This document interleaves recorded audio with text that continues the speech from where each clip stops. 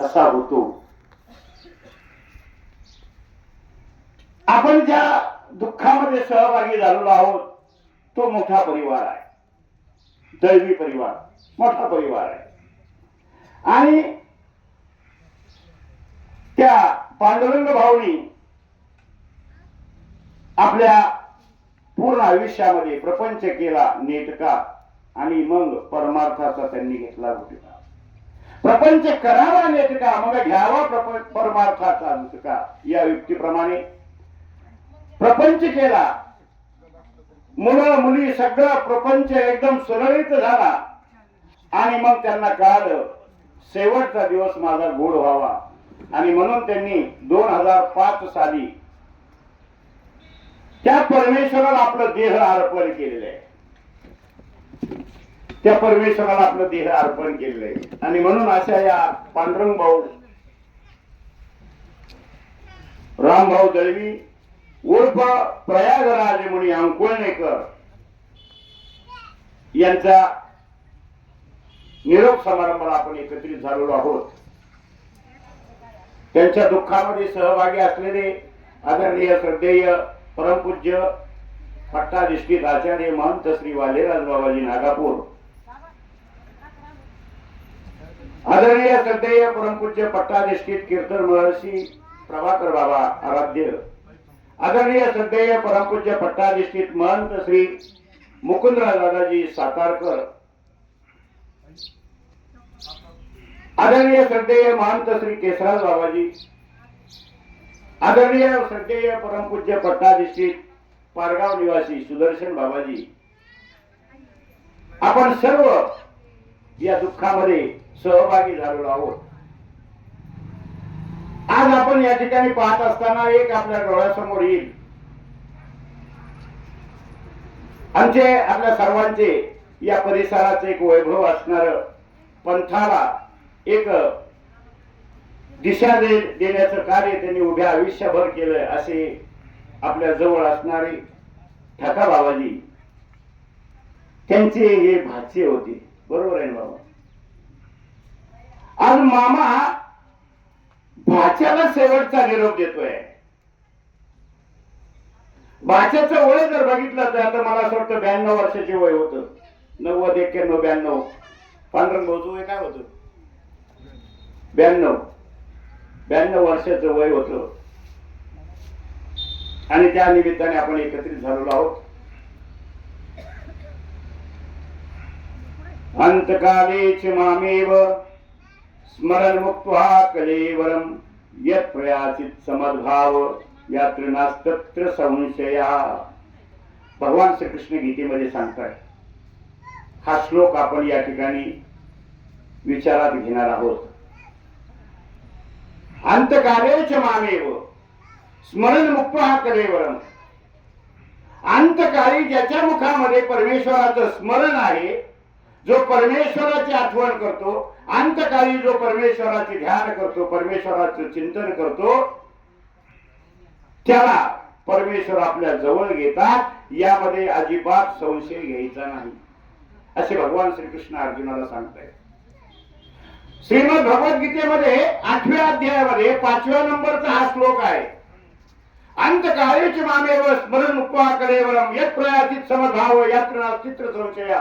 हा जो श्लोक भगवान श्रीकृष्णाने अर्जुनाला सांगितला, कुठे सांगितला तर कुरुक्षेत्रावर सांगितला, जिथे युद्ध आहे. 18 अक्षौहिणी सैन्य एकत्रित झालेलं आहे. आणि अशा प्रसंगी युद्धाला सुरुवात होणार आहे. धर्म आणि अधर्माचं युद्ध आहे. विचार करण्याची गोष्ट आहे. युद्ध जे आहे ना, ही युद्धामध्ये ज्यांनी ज्यांनी भाग घेतला होता हे बाहेरचे नव्हते. ही सगळी भावकी होती, घरचे होते. आपण आयुष्यामध्ये लक्षात घ्या, महाभारत घडलं, भांडणं झाली, मारामाऱ्या झाल्या, 40 लाख लोकांचे प्राण गेले. आणि अशा या महाभारताला यावेळेस 18 अक्षौहिणी सैन्य एकत्रित झालंय. 11 अक्षौहिणी सैन्य कौरवांचं आहे, 7 अक्षौहिणी सैन्य पांडवांचं आहे. आणि युद्धाला सुरुवात होणार आहे. भगवान श्रीकृष्ण सारथ्याची भूमिका बजावत आहेत. हो ना, भक्ताचं सारथ्य परमेश्वर करतोय.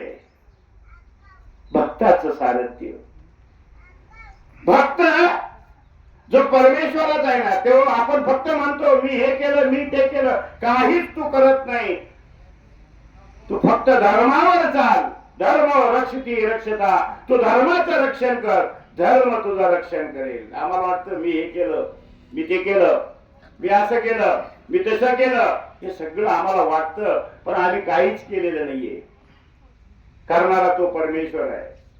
भगवान श्रीकृष्ण अर्जुनाला तेही सांगताय, तू फक्त निमित्त आहे, चालवणारा मी आहे, चालवणारा मी आहे. आम्हाला वाटतं मी एवढं केलं, काही केलेलं नाहीये. परमेश्वर तुमची उपजीविका भागवायला तयार आहे, तत्परी आहे. फक्त तुम्ही परमेश्वराचं चिंतन करा. आणि या श्लोकाचा मतितार्थ हेच आहे, हाच आहे की अंतकालेच मामेव, अंतकाळी परमेश्वराचं स्मरण तुमच्या मुखामध्ये पाहिजे. महाभारताचा प्रसंग, युद्धाला सुरुवात होणार आहे. भगवान श्रीकृष्ण सारथ्य करतायत आणि सारथ्य करत असताना पहिल्यांदा युद्धाचा तणकार, युद्धाची सुरुवात कोणी केली असेल तर भगवान श्रीकृष्णाने केलेले. हातामध्ये शंख घेतलेला आहे आणि शंखनाद केला. अख्खं ब्रह्मांड घाबरून गेलेलं आहे, देवी देवता घाबरून गेलेले आहेत. आता सृष्टी संहार होणार आहे. तुम्ही 33 कोटी देवता म्हणतात, सगळ्यांना घाम फुटलेला आहे. भगवान श्रीकृष्णाचा शंखनाद झाला. पांचजन्य ऋषिकेश देवदत्त धनंजय, धनंजय म्हणजे अर्जुन, अर्जुनाने देवदत्त नावाचा शंख, भगवान श्रीकृष्णाने पंचजन्य नावाचा शंख नाद केलाय. सगळ्यांनी नाद सुरू केलेले,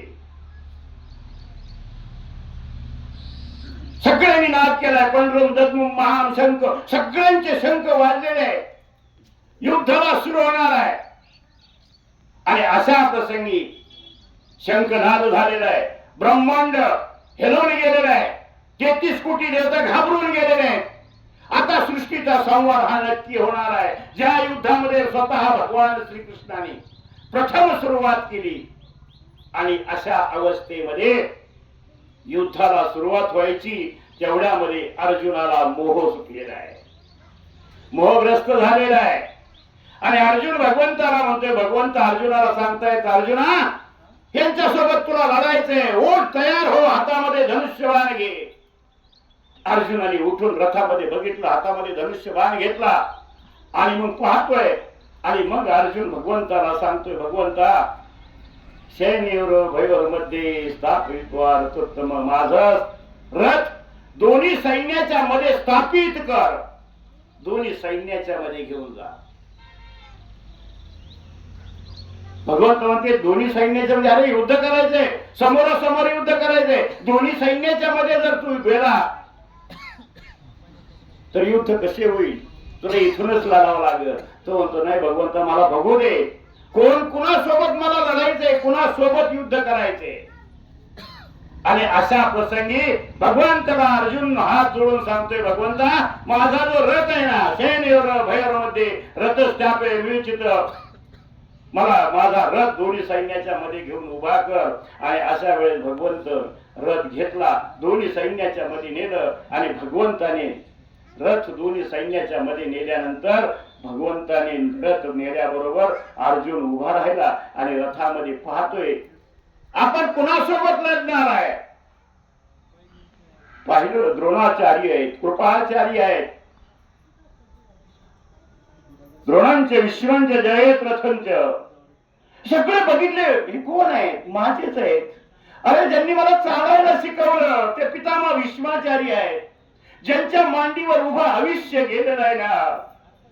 मला ठेस लागली तर डोळ्यात पाणी ज्यांच्या येत होतं ना, त्यांच्यासोबत मला युद्ध करायचंय. मी पडलो, मला लागायच्या अगोदर त्यांना लागत होत. अरे ज्यांनी मला गांडीव धनुष्य हातामध्ये घ्यायला शिकवलं असे द्रोणाचार्य आहेत, ज्याच्यामुळे माझी ओळख आहे. गुरु द्रोणाचार्य नसते तर माझी ओळख नसती. अशा द्रोणाचार्याला म्हणजे गुरुला मी मारणार का. हे सगळे माझी नातेवाईक आहेत. आणि मग कशासाठी मी युद्ध करायचंय? मुठभर जागेसाठी? हस्तिनापूरच्या त्या राज्याभिषेकासाठी, हस्तिनापूरच्या खुर्चीसाठी मी युद्ध करू काय? आणि असा अर्जुन मोहग्रस्त झालेला आहे. आणि मोहग्रस्त झाल्यानंतर अर्जुनाने सगळीकडे बघितलं, डोळे पाहणवले आणि डोळे पाहणवले, सगळीकडे बघितलं आणि भगवान श्रीकृष्णाकडे बघितलं. हातातला गांडीव धनुष्य खाली पडलेला आहे आणि तो रथामध्ये बसलेला आहे. पाठीमागच्या बाजूला तो धडकत पडलेला आहे. आणि अशा वेळेस भगवान श्रीकृष्णाला म्हणतोय, मी कुणाला मारू? कुणासोबत युद्ध करू? अरे यांना मारून मी जर सत्ता भोगत असेल, यापेक्षा झोळी घेऊन भिक्षा मागून माझं आयुष्य जगणं मी कधीही चांगलं समजतो. मला ही सत्ता नको, ओरबडलेली सत्ता मला नको, कुणाचे जीव गेलेली सत्ता मला नको, कुणाला मारून त्या प्रतिष्ठेवर मी बसणं हे मला मान्य नाहीये. त्यापेक्षा मी झोळी घेतो आणि संन्यास घेऊन टाकतो. आणि तिथून खरी खरी महाभारताची सुरुवात झाली आणि तिथून पुढे भगवान श्रीकृष्णाच्या गीतेला सुरुवात झाली आहे. आमचे जीवन तसंच आहे. आम्ही लढतोय, झगडतोय, युद्ध आमचं चालू आहे. अंतःकरणामध्ये युद्ध चालू आहे. सत्याचं युद्ध आहे, न्यायाचं युद्ध आहे. नकारात्मक शक्तीने आमच्या अंतःकरणामध्ये घर केलेलं आहे. त्या नकारात्मक शक्तीसोबत आमचं युद्ध आहे. तिकडे 18 क्षौणी सैन्य होतं. या ब्रह्मांडामध्ये जे देवता आहेत त्याच देवता या पिंडामध्ये आहेत. जेची ब्रह्मांडी तेची पिंडी सांगितलेलं आहे. ब्रह्मांडामध्ये जेवढ्या देवता आहेत तेवढ्या देवता शास्त्राने सांगितले पिंडामध्ये त्या देवतेसोबत युद्ध करायचंय आम्हाला. आम्हाला त्या अष्टभोगासोबत युद्ध करायचंय. आम्हाला या शरीरामध्ये असणाऱ्या दुर्गंधीसोबत युद्ध करायचंय. आम्हाला या शरीरामध्ये असणाऱ्या लालसेसोबत युद्ध करायचे. आम्हाला या शरीरामध्ये असणाऱ्या वासनेसोबत युद्ध करायचे. आणि भगवान श्रीकृष्णाला अर्जुन विचारतोय, मी कोणासोबत लढू? द्रोणांचे, विष्णूचे, जयत, रथांचे हे माझेच आहेत, ह्यांच्यासोबत मी युद्ध करू? आणि अशा प्रसंगी युद्धाला सुरुवात होण्याच्या अगोदर हतबल झालेला अर्जुन भगवंताने बघितला. विशेष आहे, भगवान श्रीकृष्ण अर्जुनाला धनुष्य घेण्यासाठी, उचलण्यासाठी श्रीमद भगवद्गीतेचं निरूपण करतोय. हातामध्ये शस्त्र घे, तुझं कर्म तू कर, फळाची आशा करू नको. अरे तू कोण मारणार आहे? तू फक्त निमित्त आहे. मारणारा मीच आहे, तू फक्त निमित्त आहे. अर्जुना, तुला असं वाटतं का तू नाही मारलं म्हणजे हे मरणार नाही? मरायचे सगळ्यालाच आहे. भगवंत सांगतात, तू नाही मारलं ते हे जाणार नाही का? जातस्य ध्रुव मृत्युम ध्रुवम जन्मा मृतस्य च तस्मात् परिहर्यते नात्वम शोची तुमरासी. तू जरी मारलं नाही ना, तुला असं वाटतं ना, तर त्यांना जायचंच आहे. जातस्य ध्रुव मृत्यू, हे मृत्यू लोकांना जायचंय. उपजे ते नासे, नासे ते पुनरुपी दिसे, हे घटिका यंत्र जैसे परिभ्रमेगा. जे उपजणार आहे ते नाश पावणार आहे, आणि जे नाश पावणार आहे ते पुन्हा दिसणारच आहे, पुन्हा दिसणार आहे. आणि असा अर्जुन भगवंताला, मोहग्रस्त झालेला अर्जुनाला भगवंत निरूपण करायला, तू तुझं कर्म कर, फळाची आशा करू नको. कर्मण्यवाधिकार असते मा फळे शिव कदाचन. कर्म कर, फळाची आशा करू नको. फळ द्यायचं ते माझ्या हातामध्ये आहे. तू तुझं कर्म काय आहे? तू क्षत्रिय आहे, उचल धनुष्यबाण. प्रसंग पहा, युद्धासाठी हातामध्ये धनुष्य घ्यायला लावणारा तो भगवान श्रीकृष्ण आहे. युद्धासाठी हातामध्ये धनुष्य उचलायला लावणारा तो कृष्ण आहे. आणि कलियुगामध्ये आमचे चक्रधर स्वामी हातात हातामध्ये धनुष्य घेऊन आलेल्या पारध्याला धनुष्य सोडायला लावणारे आमचे चक्रधर स्वामी कलियुगाचे. धनुष्य उचलायला लावणारा कृष्ण आणि धनुष्य हातातलं खाली टाकायला लावणारा आमचे चक्रधर स्वामी. ज्यांना ते अनन्य भावे शरण गेलेले ते चक्रधर. पांडुरंग भाऊ ज्यांना शरण गेले ते चक्रधर. हातातलं धनुष्य टाकायला लावतोय आणि द्वापारयुगात भगवान श्रीकृष्ण अर्जुनाला धनुष्य उचलायला लावतोय आणि भगवंत अर्जुनाला सांगताय तू कोण आहे यांना मारणार. मारणार तू कोण आहे. अरे हे मारणारच आहे. तुला काय वाटतं हे तुझे तुझे तुझं तुझं तुझं तुझं हे तुझे आहेत. तुझे नातू आहे, तुझे पंतू आहे, तुझे चुलते आहे, तुझे आजा आहे, तुझे गुरु आहेत, ते सगळे तुझे आहे. अर्जुन म्हणतो हे जर मेले हे माझे नातेवाईक आहे कसे काय. भगवंत म्हणतो कोणी नाही रे कुणाचं आणि एकलंच जायचं. कोण कोणाची कोण कोणाचं आहे. कोण कोणाचे सगळे सोय रे. संत सांगतात कोणी नाही रे कुणाचं एकट्याच जायचंय. तुम्हाला एकट्याला जायचंय. मग एकट्याला जायचंय. मग आम्ही जन्माला येतो कशासाठी. जायसाठी येतो का. नाही. जन्माला येतो आम्ही कशासाठी. यायचं मरायचं जायचं यायचं जायचं यायचं जायचं. हा जो भवचक्र आहे याला 84 लाख योनीमध्ये फिरावं लागतं. त्या जीवाला देह हे नाशिवंत आहे आणि नाशिवंत असणारा देह या नाशिवंत देहात असणारा जो आत्मा आहे त्या आत्मा देह नाश पावणार आहे पण आत्मा जो आहे तो अमर आहे. भगवान श्रीकृष्ण अर्जुनाला सांगतात तुला काय वाटतं रे हे मरणार म्हणजे यांच्यातलं जीवात्मा मरणार आहे का. यांच्यातला जो आत्मा आहे तो मरणार आहे का. नाही. अरे आत्मा अमर आहे. शरीर जाणार आहे. आणि मग अर्जुनाला सांगतात वासांश जीर्णानि यथा विहाय नवानि गृणाति नरूपराणी तथा शरीरानि विहाय जीर्णा नन्याय संन्याति नवानि देहे. भगवंत सांगतात अरे यांचा आत्मा अमर आहे. आत्म्याला कितीही जाळलं जळणार नाही. पाण्यामध्ये भुजून कुजून जरी सडवलं तरी तो कुजणार नाही. वाऱ्याने जाणार नाही. अग्नीने जळणार नाही. पाण्याने कुजणार नाही. हा जीवात्मा कसा आहे जो अमर आहे. या सृष्टी पदावर या सृष्टीमध्ये 4 नित्य पदार्थ आहेत. जीव त्याला मरण नाहीये. देवता त्याला मरण नाहीये. प्रपंचाला मरण नाही. जीव देवता प्रपंच हे नित्य आहे.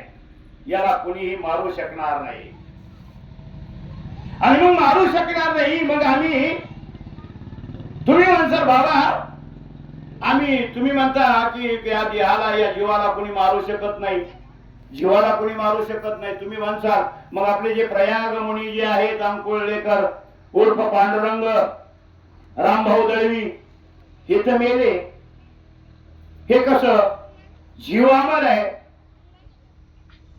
मग पांडुरंग दळवी गेले म्हणजे मेले. मग हे कसे मेले. आणि मग त्याला माऊली साध्या भाषेत सांगते उपजे ते नाशी. जीव उपजला जीव जन्माला आला तो नाश होणार आहे. मग कशाचा नाश होणार आहे. जीवाचा नाही. त्या जीव ज्या देहामध्ये आला तो देहाचा नाश होणार आहे. कधी नाश होणार आहे. प्रत्येकाची आयुष्य मर्यादा ठरलेली आहे. कोणी 100 वर्षांनी मरते. कोणी 80 वर्षांनी मरेल. कोणी 20 वर्षांनी मरते. कोण जन्मलं की 2 तासामध्ये मरते. कोण जन्माला यायच्या अगोदर मरते. जेवढं राहिलंय तेवढं त्याला भोगावंच लागतं. त्याच्यासाठी पुन्हा यावंच लागतं. पण सगळं महत्वाचं आहे भोगावं लागतं. पुन्हा जन्माला यावं लागतं. कलियुगीचे जे आयुष्य आहे तुम्हाला तेवढं भोगावं लागणार. मग तुम्ही म्हणसाल 10 वर्षात असताना माझा मुलगा गेला माझा नातू गेला माझा पंतू गेला 10 वर्षाचा गेला राहिलेलं आयुष्य माग 90 वर्ष जगला असेल. 10 वर्षासाठी आता आलेला आहे. कलियुगी आयुष्य जे आहे ना 100 वर्ष मानव देह 100 वर्षाचा मनुष्य देह तुम्हाला 100 वर्ष भोगावंच लागणार आहे. पांडुरंग 91 वर्ष जगले. उरलेले जे 9 वर्ष आयुष्य आहे ते माग कधीतरी ते 9 वर्षाचे असताना गेले असतील. हे शास्त्र सांगतंय. आणि म्हणून भगवान श्रीकृष्णाचे युद्ध चालू असताना युद्ध चालू आहे. पांडवाचं आणि कौरवांचं युद्ध चालू आहे. आणि युद्ध चालू असताना प्रसंग घडला. पितामह भीष्माचार्य सरसैन्यापती आहे, सैन्याचे प्रमुख आहे. युद्ध घनघोर सुरू झालेलं आहे. अर्जुन मोहग्रस्त झालेला होता. तो मोहग्रस्त झालेला अर्जुन ज्यावेळेस भगवंताने गीता निरूपण केली आणि मग अर्जुन म्हणतो करिष्ये वचनम तव, तू सांगशील ते मी करायला तयार आहे. युद्धाला सुरुवात झाली. युद्ध सुरू झालं. पितामह भीष्माचार्य, द्रोणाचार्य,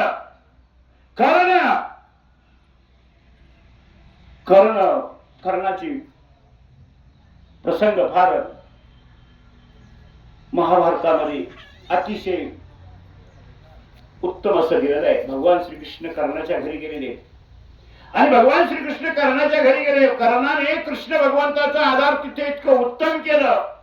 भगवंत कर्णाच्या घरी 3 दिवस मुक्काम केला आणि 3ऱ्या दिवशी संध्याकाळच्या वेळेस कर्ण भगवंत गप्पा मारतायत आणि कर्णाला भगवान श्रीकृष्ण सांगतायत, हे कर्णा, भगवान श्रीकृष्णाला 3 दिवस कर्ण एकच विचारायचा, भगवंता तुझ्या बासरीचा मधुर सूर मला ऐकू दे. भगवंत म्हणले आता नाही, नंतर. 2ऱ्या दिवशी पुन्हा दिवस उगवला. भगवंता कृष्णा तुझ्या बासरीचा मधुर सूर मला ऐकू दे. 3 दिवस झाले, संध्याकाळ झाली, रोज म्हणायचा कृष्णा तुझ्या बासरीचा मधुर सूर मला ऐकू दे. 3 दिवस निघून गेले, कृष्णाने मधुर सूर ऐकू दिला नाही. 4थ्या दिवशी कृष्ण निघाला. त्यावेळेस कृष्णाला कर्ण म्हणतो, भगवंता तू माझ्याकडे 3 दिवस राहिला पण मला एकही दिवस तू मधुर सूर तुझ्या बासरीचा ऐकू दिला नाही रे भगवंता. मी किती अभागी, मी किती पापी आहे. अरे तुझ्या बासरीचा मधुर सूर मला ऐकायचा होता पण तू मला ऐकू दिला नाही. भगवंत म्हणजे कर्णा तुला मी आयुष्यामध्ये एकदा तरी खास तुझ्यासाठी मी बासरी वाजवण आणि ज्या दिवशी तुझ्यासाठी बासरी वाजवण ना तो दिवस तू समजून घ्यायचं तुझ्या आयुष्यातला शेवटचा दिवस असेल. कर्णाच्या पायाखालची जमीन सरकली. बरेच कालखंड मध्ये निघून गेला. कर्ण विसरून गेला. युद्ध सुरू झाले आणि युद्ध सुरू झाल्यानंतर पितामह भीष्माचार्य, द्रोणाचार्यच्या नंतर सेनापती कर्ण झाला. कर्णाने पांडव सैन्याचा 3 तेर वाजवून टाकले. 3 तेर वाजवले आणि अशा प्रसंग मध्ये एक दिवस भगवान श्रीकृष्ण युद्ध संपलेलं आहे. संध्याकाळची वेळ आहे. रणांगणाच्या बाहेरच्या बाजूला एक मोठा दगड आहे आणि रणांगण पाठीमागच्या बाजूला रणांगणाकडे पाठ करून भगवान श्रीकृष्ण सांज वेळेला बासरी वाजवत आहेत. कर्ण झोपायसाठी आपल्या पर्णकुटीमध्ये गेलेला आहे. सगळे जे ते आपापल्या पर्णकुटीमध्ये गेलेले आहेत आणि भगवान श्रीकृष्ण बासरी वाजवत आहेत आणि त्या बासरीचा मधुर सूर कर्णाच्या कानावर पडला. कर्ण पलंगावरून उठला. काय मधुर सूर आहे, तो विसरून गेला होता. किती मधुर सूर आहे. तो बाहेर आला आणि बाहेर आल्यानंतर ज्या दिशेने तो मधुर सुराचा आवाज येतोय त्या दिशेने कर्ण निघाला.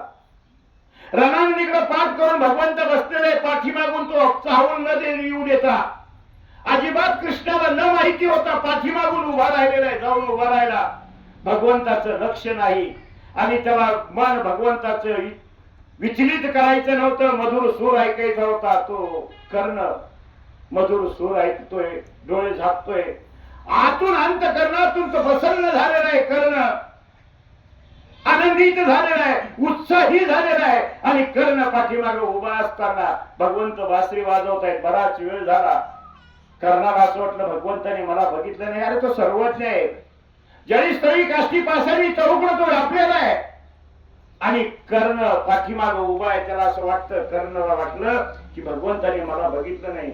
भगवंताची बासरी वादक संपलं. बासरी संपली. बासरी आपल्या कमरेला खोसता खोसता भगवंत म्हणते कर्णा अरे समोर ये रे. कर्णाला वाटलं मला बघितलं. आला, दंडवत केला, नमस्कार केला, प्रणाम केला आणि खुश होऊन भगवंताला म्हणतो, हे भगवंता तुझ्या मधुर सुरामधून काय अलोभनीय शक्ती आहे. मी सगळं विसरून गेलो होतो रे, सगळं विसरून गेलो होतो भगवंता. तुझ्या मधुर सूर. हे एवढं युद्धाचा प्रसंग चालू आहे आणि अशामध्ये तू युद्ध असताना, युद्ध चालू असताना, पांडव सैन्याची दैना दिन उडवलेली असताना सुद्धा तुझ्या चेहऱ्यावरची प्रसन्नता बघितली. तुझ्या मधुर सुराची बासरीचा मी ध्वनी ऐकली.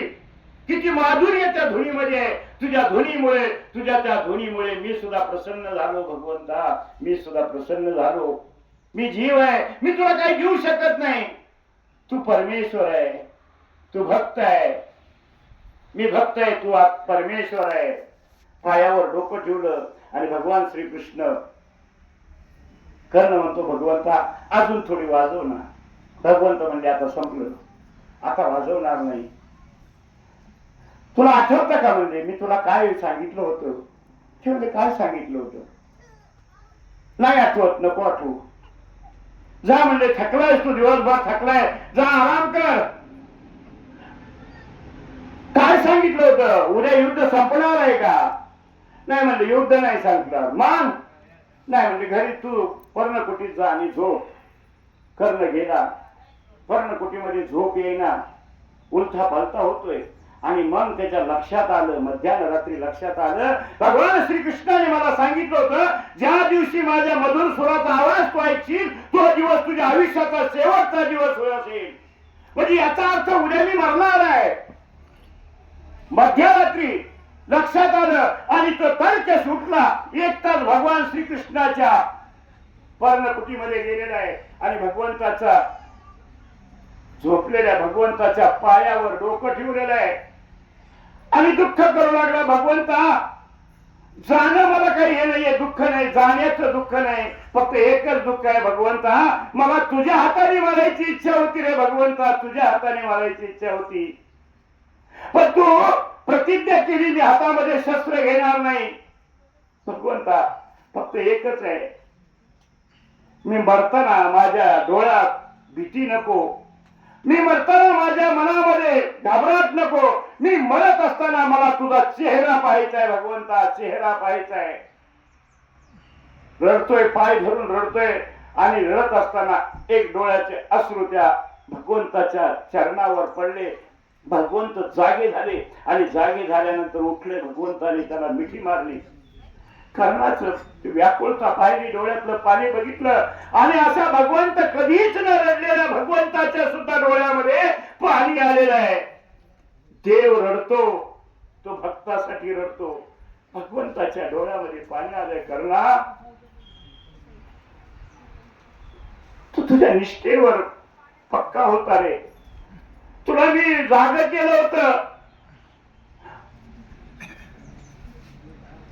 पांडवाचा तू 5वा 6वा आहेस म्हणून. या 5 पांडवांमध्ये तू मोठा आहे मी तुला सांगितलं. कुंती तुझी आई आहे हे तुला सांगितलं होतं. धर्मराजा तुझा छोटा भाऊ आहे हे सुद्धा सांगितलं होतं. तू धर्मराजापेक्षा मोठा आहे हे सुद्धा सांगितलं होतं. पण ज्याचं तू अन्न खाल्लं त्याच्यासोबत तू इमानदारीने राहिला. खरंच तू इमानदार आहे रे कर्णा. जरी तू गेला ना, तू माझ्या पदालाच प्राप्त होणार आहे. ह्या देहाने तू जाणार आहे, पण आत्मा तुझा तू परमात्मालाच मिळणार आहे. शेवटचा दिस कशाने गोड होतो? आणि ज्यावेळेस कर्णावर बाण मारला त्यावेळेस भगवान श्रीकृष्ण त्याच्यासोबत बोलतायत. अर्जुनाला सांगतायत, अरे रथातून खाली आलेल्या माणसाला तू बाण मारायचा नाही म्हणतो. जयद्रथ ज्यावेळेस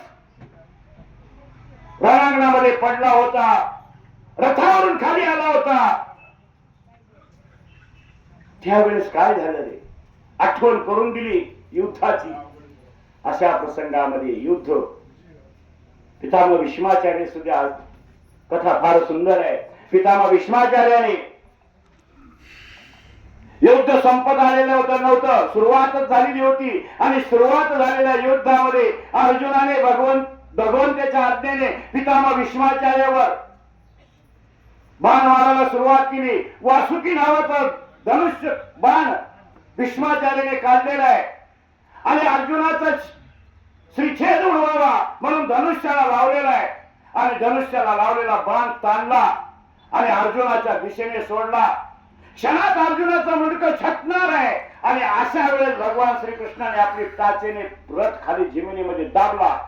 दाबल्यामुळे अर्जुनाच्या मुंडकं वाचलं, पण अर्जुनाचा टोपाला घासून वासुकी नावाचा धनु बाण निघून गेला. टोप खाली पडला, मुकुट खाली पडला, सोन्याचा मुकुट असणारा फक्त स्पर्शाने तो काळा भंगार झालेला आहे. भगवंत त्याच्या पाठीशी होते, अर्जुन वाचलेला आहे. आता मात्र भगवान श्रीकृष्ण चिडलेले.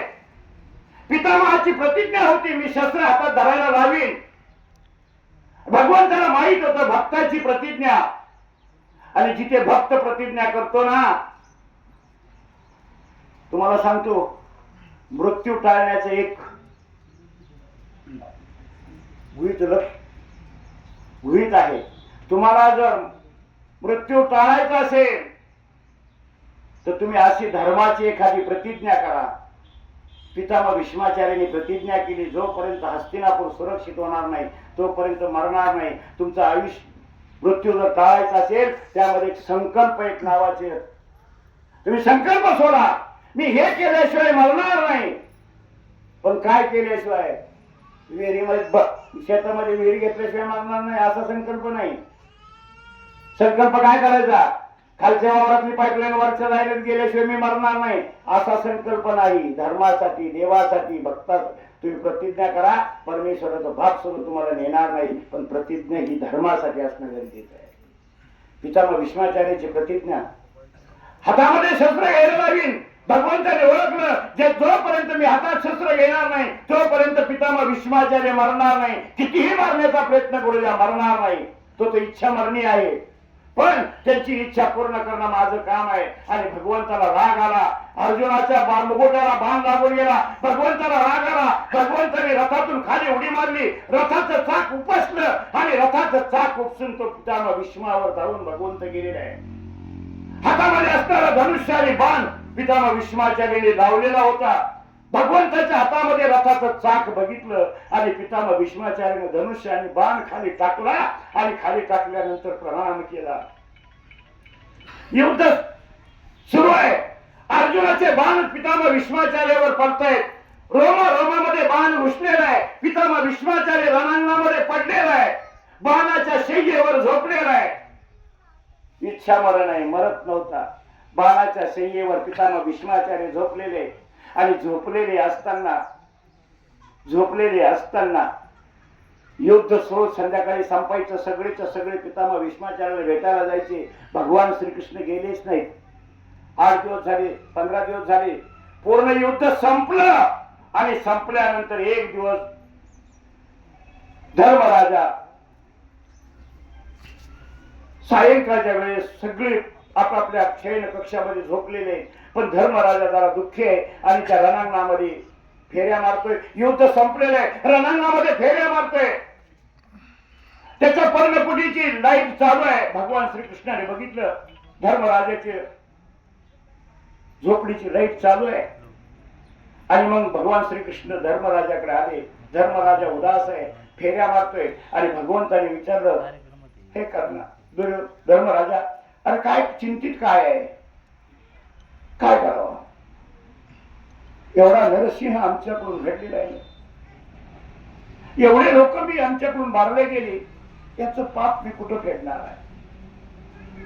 अरे त्या पदासाठी, त्या खुर्चीसाठी, हस्तिनापूरच्या राज्यासाठी एवढं पाप माझ्याकडून घडलंय, कुठं फेडणार आहे? भगवंताने पाठीवर हात ठेवला. भगवंत म्हणते, तू फक्त निमित्त आहे, मारणारा तू नाहीये. तू नाहीये तू नाहीये.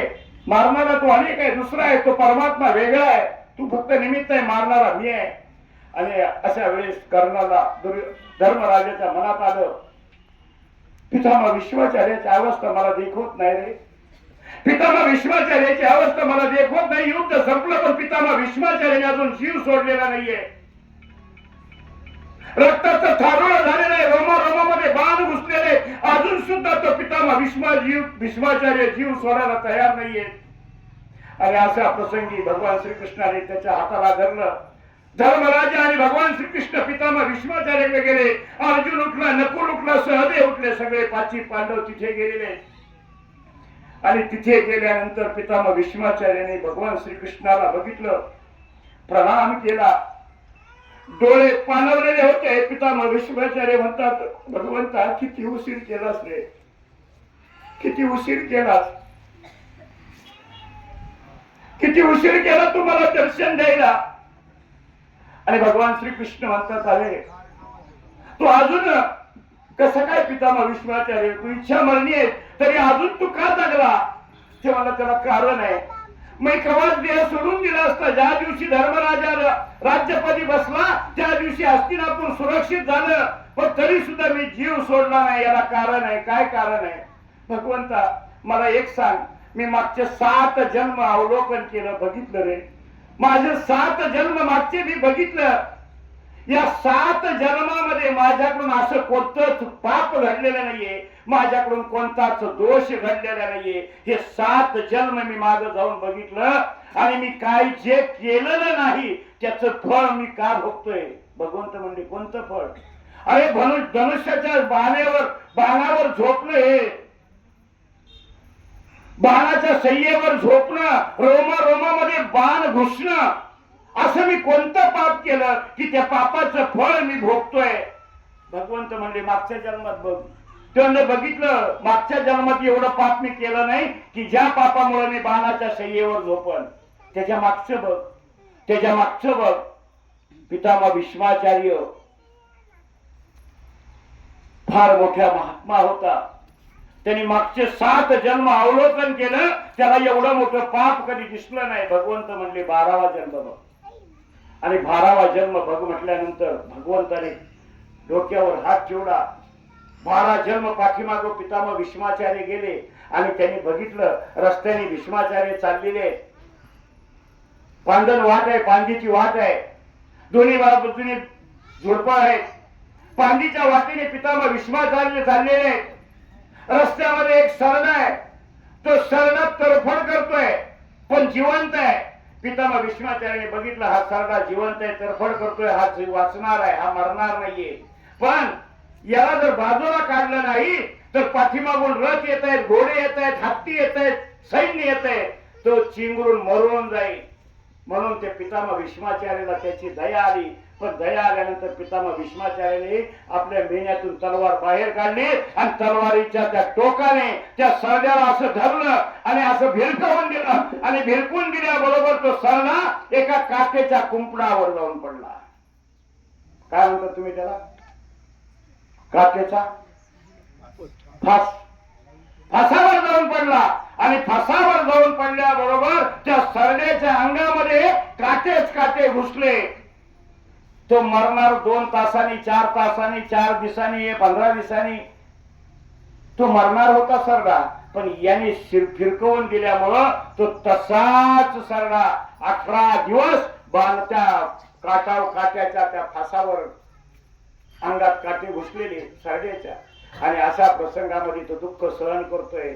आणि मग भगवान श्रीकृष्णाला तो हात जोडून हात जोडतोय. भगवंता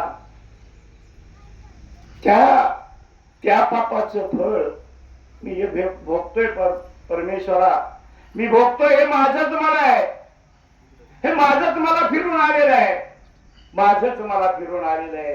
हे कर्म आहे ना, तुमचंच कर्म तुमच्या वाटेला कधी येतं ते फिरून येतं.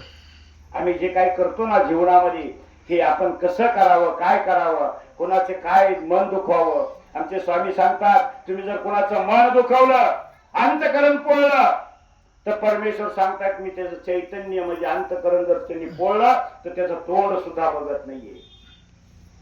एका राजाला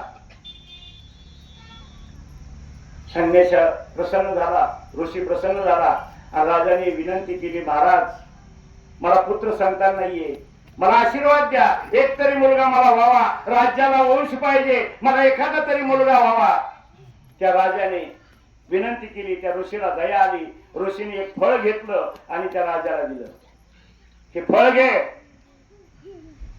आणि हे तुझ्या बायकोला खायला दे किंवा तू खा, तुमच्या दोघांमध्ये कुणीही फळ खा. हे फळ खाल्लं की तुला एक मुलगा होईल. त्या राजाचा जीव त्या बायकोवर लय होता. राजा म्हणला मी खाऊन काय करायचं, बायको खाय. त्या फळाचा एक गुणधर्म होता, फळ खाल्लं मुलगा होईल, फळ खाल्लं मुलगा होईल. पण फळ जो खातो ते चिर तरुण दिसेल, त्याचं वय वाढणार नाही, दिसायला एकदम तरुण दिसेल, मरेपर्यंत तरुण दिसेल. राजाला वाटलं मी तरुण दिसून काय करता, माझी बायको तरुण दिसली पाहिजे, राणी तरुण दिसली पाहिजे. आणि मग त्याने ते फळ घेतलं, बायकोला दिलं. बायकोला सांगितलं हे फळ खा, तू चिर तरुण दिसतील, तुझ्या मुलाला तुला मुलगा होईल, तुला पुत्र प्राप्ती होईल. त्या राणीने ते फळ घेतलं, राजा निघून गेला. त्या राणीचं प्रेम त्या प्रधानावर होतं. राणीला वाटलं मी चिर तरुण दिसून काय करायचे, आमच्या राज्याचा प्रधान चिर तरुण दिसला पाहिजे, मला मुलगा होऊन काय करायचे, माझ्या त्या प्रधानाला मुलगा झाला पाहिजे. त्या राणीने ते फळ प्रधानाला दिलं. प्रधानाने ते फळ घेतलं. प्रधानाचं प्रेम एका दासीवर होतं. प्रधानाला वाटलं मी कशाला ते फळ खाऊ, माझ्या प्रियकरीला देतो. त्या प्रधानाने ते फळ दासीला दिलं. हे फळ खा, तुला मुलगा होईल, तू चिर तरुण दिसशील, लावण्य दिसशील, रूपवती दिसशील, हे फळ खा. त्या राणीच्या दासीने फळ घेतलं. प्रधानाचं प्रेम होतं म्हणून त्या दासीला दिलं, पण दासीचं प्रेम राजावर होतं. दासीला वाटलं मी फळ खाऊन मला पुत्र संतान होऊन मी चिर तरुण दिसून काय उपयोगाचं आहे, माझा प्रियकर राजा आहे, राजाने जर हे फळ खाल्लं तर राजा चिर तरुण दिसेल, राजाला पुत्र संतान होईल, या राज्यपदाला वारस मिळेल. त्या दासीने ते फळ आपल्या प्रियकराला दिलं. त्या राजाने ते फळ बघितलं आणि फळ बघितल्यानंतर काय म्हणलं, तुला कोणी दिलं. दासी म्हणली तुम्हाला काय करायचं खाऊन घ्या, तुमच्या माझं प्रेम आहे म्हणून मी तुम्हाला दिलं, पण तुला कोणी दिलं, खरं सांग, मी तुला काहीच करत नाही, हे तुला कोणी दिलं. सांगायला तयार नाही. राजा म्हणला अरे सांग, मी प्रेमाने विचारतोय, तू सांग, तू मागशील ते मी देतो, पण तुला हे फळ कोणी दिलं ते सांग. सांगायला तयार नाही. राजाने तलवार काढली, सांग नाही तर श्रीछेद करतो. आता मात्र दासी घाबरली. दासी म्हणली माझं तुमच्यावर प्रेम आहे, पण प्रधानाचं प्रेम माझ्यावर आहे, मला प्रधानाने दिलंय. प्रधानाला बोलवलं. प्रधान विचारलं तुला कोणी फळ दिलं. प्रधानाला वाटलं आता जर सांगावं तर श्रीछेद होईल. प्रधान म्हणला मी दासीला दिलं. तुला कोणी दिलं, खरं सांग कोणी दिलं. सांगायला तयार नाही. तुला मी अर्ध राज्य बक्षीस देतो, कोणी दिलं. तरी सांगायला तयार नाही. त्याला तलवार मानेला लावली. प्रधानाने सांगितलं राणीचं प्रेम माझ्यावर आहे, राणीने मला दिलं. आता तुम्हाला सगळ्याला माहिती आहे राणीला कोणी दिलं. कर्म फिरून तिथंच येत, कर्म तिथं फिरून येत. आम्ही म्हणतो तो वाईट करतो तरी त्याच्या बंगल्यावर बंगले चालले, ते कर्माने त्याला चांगलं मिळते, चांगला झाला. पण कधी कर्म फिरतील सांगता येत नाही. राजाचा रंग व्हायला वेळ लागत नाही. आणि म्हणून राजाचा रंग होण्याच्या आधी आम्ही मनुष्य देहामध्ये आलो आहे. या मनुष्य देहामध्ये आल्यानंतर 84 लाख योनी भोगून मनुष्य जन्म मिळालेला आहे. एवढे त्रास आम्हाला सहन करावा लागला, 84 लाख योनी भोगावा लागली, मग मनुष्य जन्म मिळाला. एकदाच भोगावा लागली का, नाही, एक एक योनी, कोटी कोटी फेरा, म्हणजे एका योनीमध्ये कोटी कोटी फेरे घेऊन मनुष्य जन्म मिळाला. या जन्मामध्ये तुम्ही आल्यानंतर तुम्हाला बुद्धी मिळाली. सगळ्या योनीमध्ये मनुष्य देह उत्तम आहे आणि उत्तम देहामध्ये आलो आपण. हा देह म्हणजे जीवाचा टर्निंग पॉइंट आहे, टर्निंग पॉइंट आहे, जीवाचा टर्निंग पॉइंट आहे. मग इथे आल्यानंतर आम्हाला विचार करता येतो, इथे आल्यानंतर आम्हाला सगळं समजतंय, खरं खोटं चांगलं वाईट कळतंय. मग इथे आम्हाला कळलं पाहिजे की भगवंताने मला मनुष्य जन्मामध्ये घातलं, त्या पाठीमागे परमेश्वराचा काय हेतू होता. 84 लाख येऊन आम्ही भोगली. मग 84 लाख येऊन भोगून आम्हाला मनुष्य जन्म प्राप्त झाला. या जन्माला आल्यानंतर मनुष्य देहामध्ये आल्यानंतर आम्हाला काय करायचंय कळलं पाहिजे. आम्हाला ते कळतच नाहीये.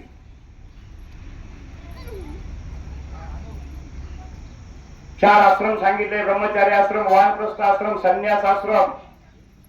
ब्रह्मचारी आश्रम, गृहस्थ आश्रम, वानप्रस्थ आश्रम आणि संन्यास आश्रम. चौथा जो आश्रम आहे हा संन्यास आश्रम आहे.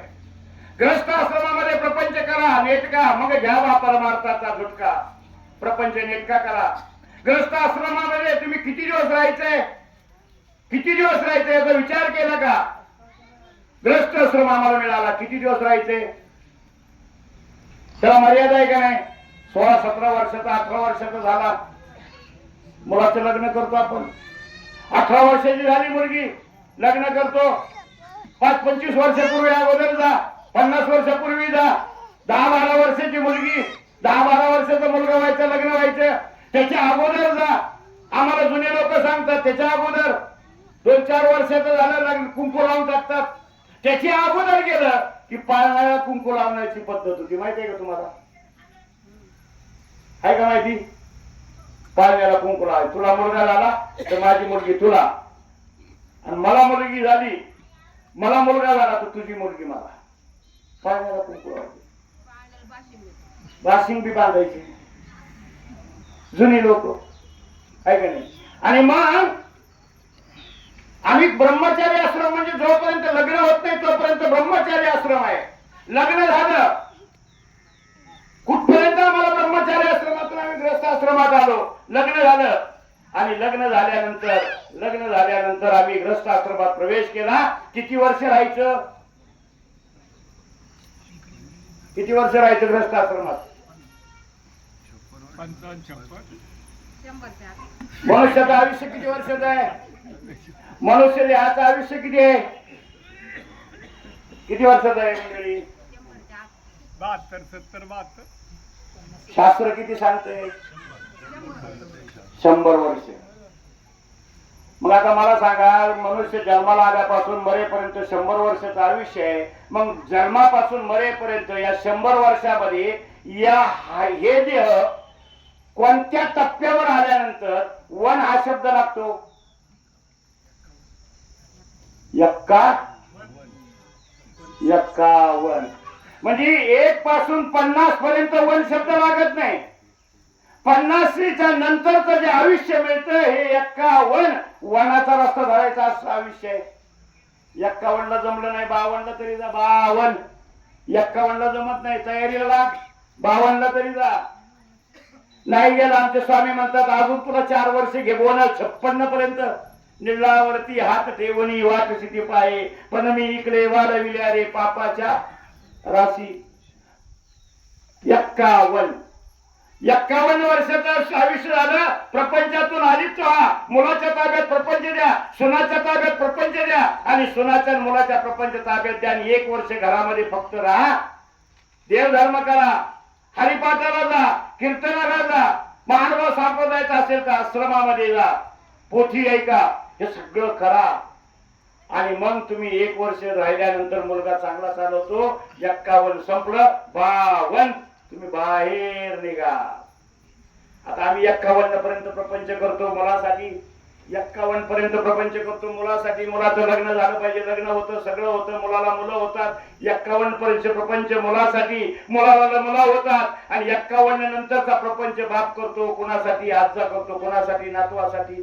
मग 51 पर्यंत आयुष्य मुलासाठी, 51 नंतरचं आयुष्य नातवासाठी. मग नातवासाठी तो 51 लागलं की 4-5 वर्ष 1 करतो.